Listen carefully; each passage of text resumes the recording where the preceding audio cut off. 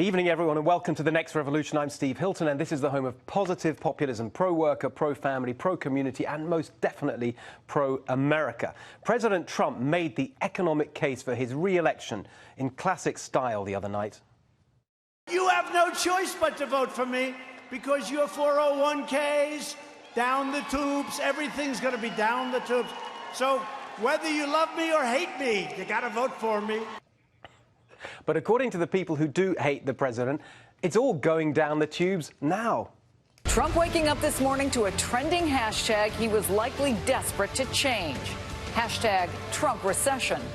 It came alongside headlines warning that the economy is in distress, maybe even headed for a nosedive, which Trump's own aides admit could spell political disaster for the president and could pose the gravest threat yet to his re-election prospects. I call this another Trump slump. A giant dark cloud has taken its new place on the horizon as potential big trouble for the Trump economy. The threat of recession is real. But if the global economy, including the United States, is taking a step toward recession, what does that mean for this presidency?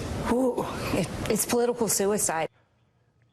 Ooh, it's pretty obvious that these establishment Trump-hating hysterics, all of them, of course, living comfortable coastal lives, actually want a recession because they think that's the best way to get rid of Trump. At least one of them is honest about it. I've been saying for about 2 years that I hope we have a recession, and people get mad at me. Yeah, I wonder why they get mad, Bill. Perhaps because in a recession, real people, working Americans, get hurt. Not you and your rich friends in the establishment state media, of course. They'd be reporting on a recession, not living it. We saw all this talk of recession last week, not because of anything that happened in the real economy, but because of the fake economy, the one conjured up by panicky idiots and algorithms on Wall Street. In case you've never met any of these financial whiz kids, let me tell you who we're dealing with here. Let's put it this way. These Wall Street types, they're not exactly the kind of people you want your children turning into. They're really not very smart. They're certainly not thoughtful or kind. They're often poorly educated, mostly ignorant, and always self-interested and greedy. This week, they got the whole world in a panic for no good reason. Thanks a lot, guys. And yes, they are mostly guys. They hear a rumor, massively overreact to a single piece of data, push some buttons, then follow each other like demented sheep. The worst thing is their panicky idiocy can have real-world effects. In the end, the economy is not some abstract thing. It's a human thing, the collective result of countless human decisions. Should I buy that new piece of furniture? Should I hire that extra worker? Should I open that new factory? All of these human decisions boil down to confidence about the future. So, actually, the Wall Street idiots and the establishment state media literally could cause a recession just by going on about it. This was the smartest thing I heard last week on this whole topic. It's the CEO of Bank of America, someone who probably knows what he's talking about. He blamed international factors for the turmoil in the financial markets and pointed out some basic facts about the real economy. Quote, the average worker is working, getting paid more. That's going to translate into good credit performance on the consumer side. The real risk for the US economy is if the consumers slow down. And then listen to this, the most important point he made. We have nothing to fear about a recession right now, except for the fear of recession. That is exactly right. We must not let the panicky Wall Street wheeler dealers and the Trump-hating establishment state media talk us into a recession. We must keep the focus on the real economy, not the fake economy. In the real economy, consumer spending is 2/3 of it. And guess what? In July, it didn't go down, it went up, as the Wall Street Journal noted on Friday. The robust report, the strongest reading since March, is a positive signal for the US economy. In the real economy, the biggest retailer, Walmart, its latest sales were not down, but up. It revised its profit forecast. Not down, but up. Forecasting firm Macroeconomic Advisors just revised its economic growth projections. No, not down, but up. And the Atlanta Fed just revised its economic growth projections. Again, not down, but up.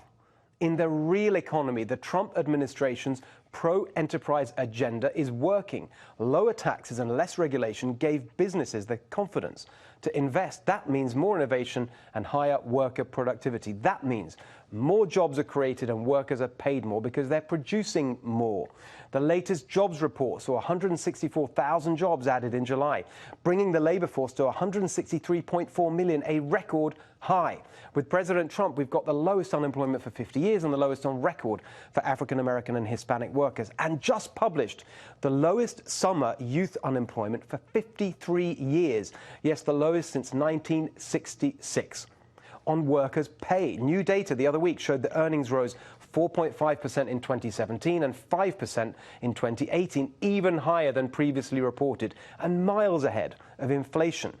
While the Trump haters pray for a recession and Wall Street plays around with a fake economy, the real economy is booming.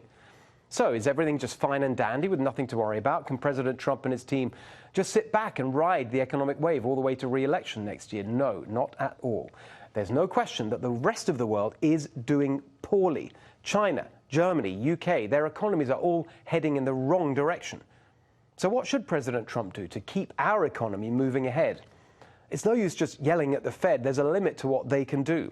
But there are two big things the president can do on his own initiative without Congress or anyone else. First is something we told you about in June, a positive and practical idea from Grover Norquist. It's basically indexing capital gains for inflation. Yes, absolutely. No longer will you pay taxes on inflation. Get rid of the tax on inflation, and you'll see trillions of dollars redeployed to highest and best use, and people have opportunities to do something with capital that's been liberated.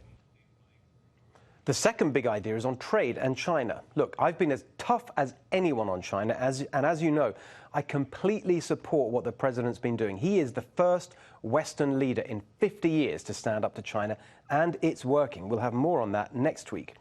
But there's nothing wrong with a tactical pause to get the best possible economic climate for the re-election campaign.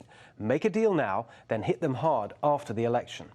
Here's the bottom line. The Trump economy is fundamentally strong and delivering good jobs and higher earnings for the working Americans who suffered in the years of stagnation. The biggest threat to our economy comes from the loony left economic policies of the Democrats, which would scare off investment and bring back stagnation. So the president and his team should take the initiative and take positive and practical steps to boost the economy now, index capital gains, and a temporary trade deal with China. All right, tell me what you think of that at Steve Hilton X and at NextRev FNC.